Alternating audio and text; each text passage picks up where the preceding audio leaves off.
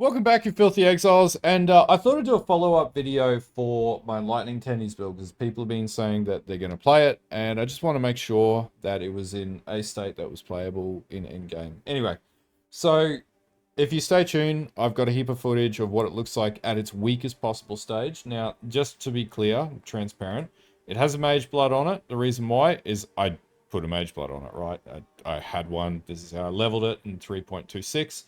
Now, I'm going to recommend that you don't follow the 3.26 guide. And the reason why is because we use negative lightning stacking. And because of that, that gave us a huge damage ramp up, right?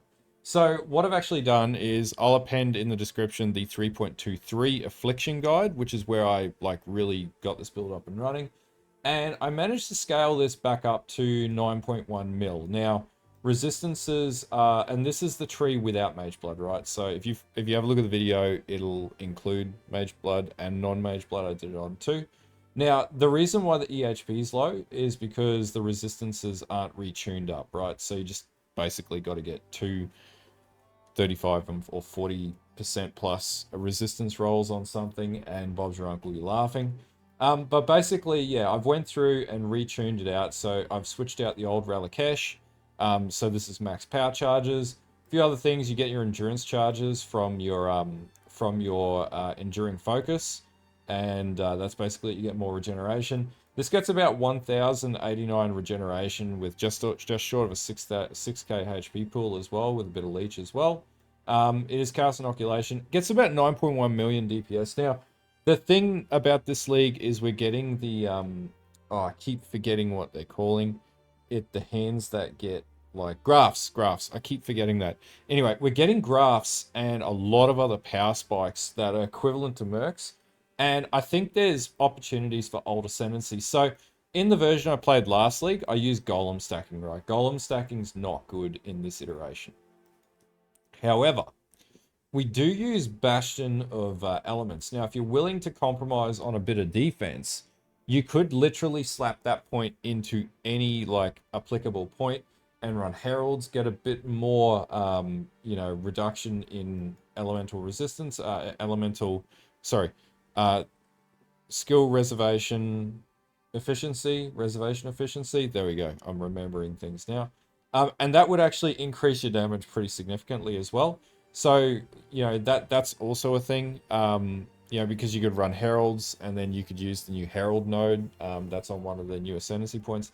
Anyway, I'll leave it up to you guys to figure out. I'm not going to tell you exactly what to do because there's tons of different combinations.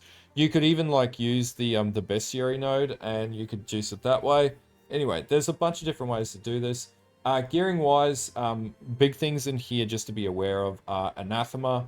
Vivisect does use Replica Dragon's Flight. Relicash, obviously, but that's went down in price because they nerfed the hell out of it.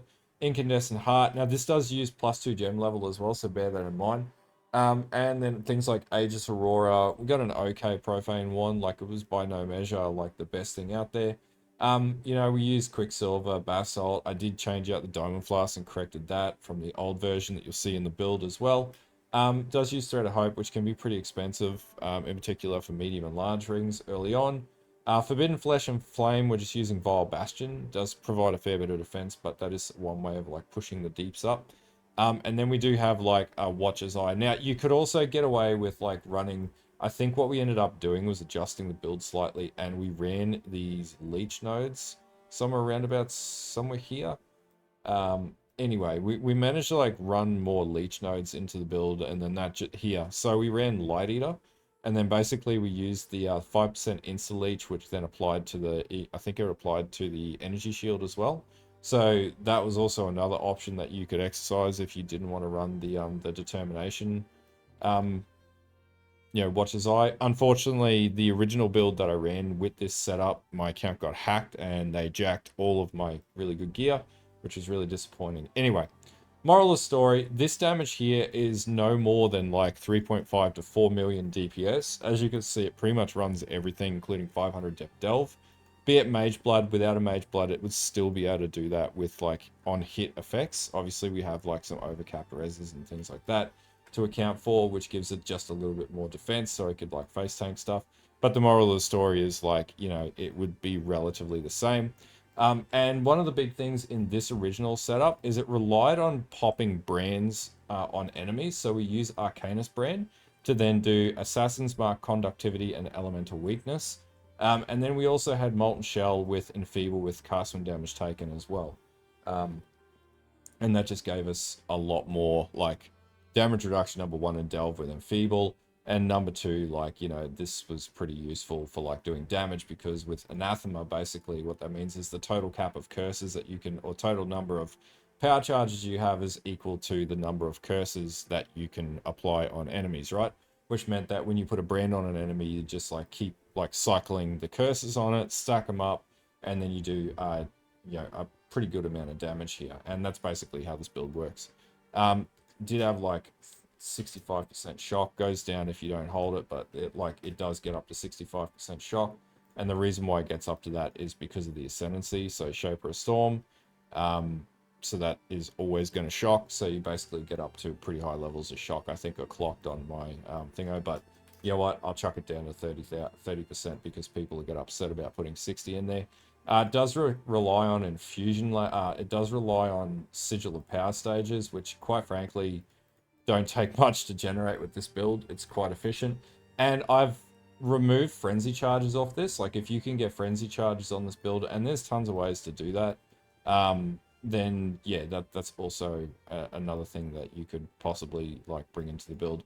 But I'll let you guys figure that out. Anyway, like, if you're getting to endgame with this is going to get you through endgame. It's actually not too expensive to play with too. Like, obviously Incandescent Heart, that's probably going to be a little bit more difficult, but you could do that pretty easily with the corrupted fusings, whatever they're called, that comes out of the Beyond content or Scourge content. And then you only need a few of those to 6-link a corrupted Incandescent Heart, and a base Incandescent Heart's really cheap, so this is very easy to get. There's no, like, plus to the Relicash for, you know, like, power charges or endurance charges, so there's more damage you could seek there. Replica Dragon's Fang, you just go with Charisma. Natural Affinity, obviously, we want that for, you know, everything else. And realistically, you could switch out Forbidden Flesh and Flame for more damage, and you could, like, throw all the damage easily up to, like, 20 mil easily.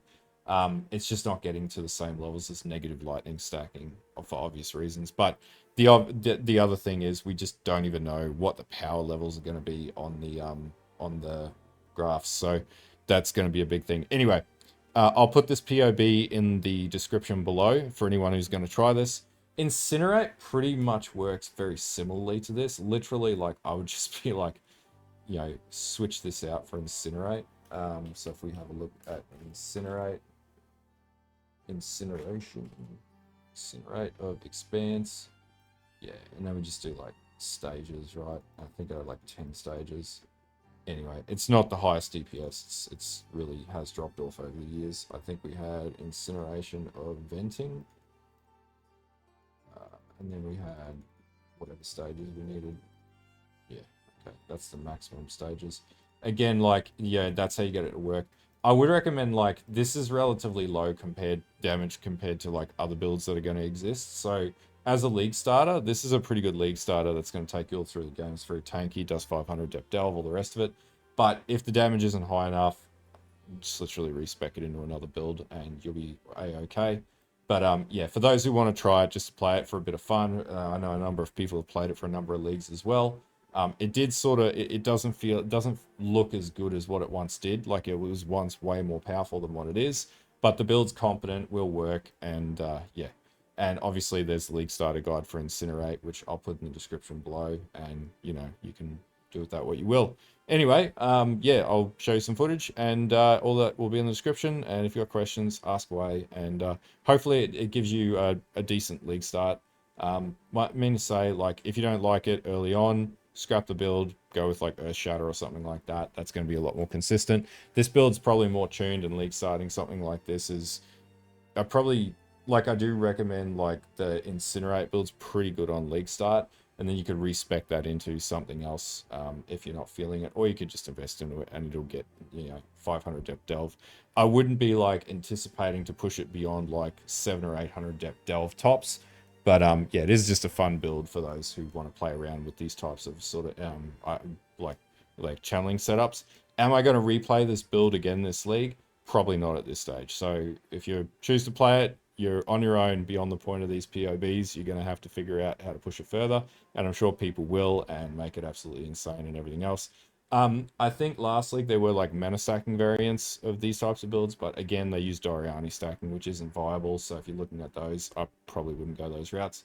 But anyway, I'll leave you guys to it. Enjoy the footage, and I'll see you guys in the next video.